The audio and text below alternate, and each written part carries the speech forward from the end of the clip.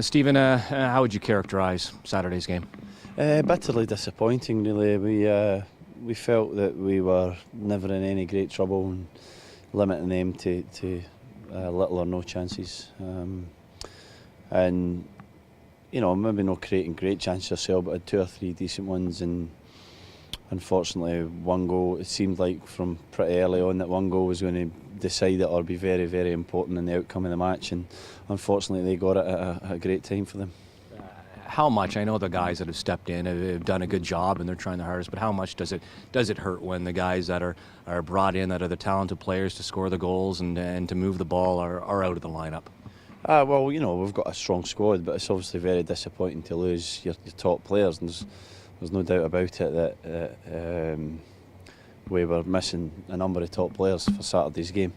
But I felt the guys that came in equipped themselves very well. The pitch is very difficult to play with any real quality, which hinders you, but it hinders both teams, so that's not an excuse. And it was just difficult to be fluent on the day. We had a couple of half chances. I know I had one that maybe I should have done better, and Gilberto had a half chance. And, we had bits and bobs, and I did feel that we were the team that were going to get that goal, especially with the support behind us. But unfortunately, like I say, they scored at a great time, and we still rallied and came back well, and possibly could have got a draw with Bex's free kick right to the death.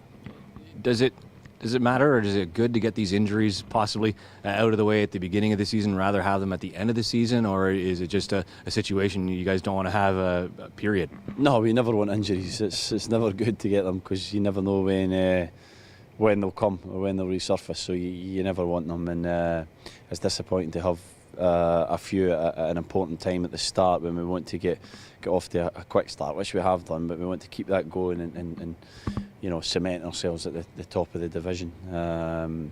Huge game on Saturday where we can go there and hopefully express ourselves. The pitch looks fantastic in Dallas, and we're playing against a very, very good side, but it's up to us to go there and impose ourselves, bounce back quickly like we did a couple of weeks ago in Columbus, and hopefully come away with a result.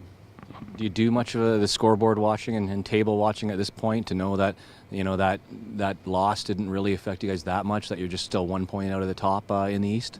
Yeah, I mean, I think when you're up the top, you're always pleased to tell everybody you're at the top of the league, and when you're lower down, you're saying, the league doesn't matter at this time of the season, So it's a bit of psychology. It really doesn't matter. It's about stringing together a run of victories, performances that are taking us forward as a team, and we're growing and improving constantly. And obviously that might not be every single week. You maybe have a little blip, but it's important you get back very quickly and hopefully get back to winning ways. So like I said, we've got a tough football match. They're a very, very good side.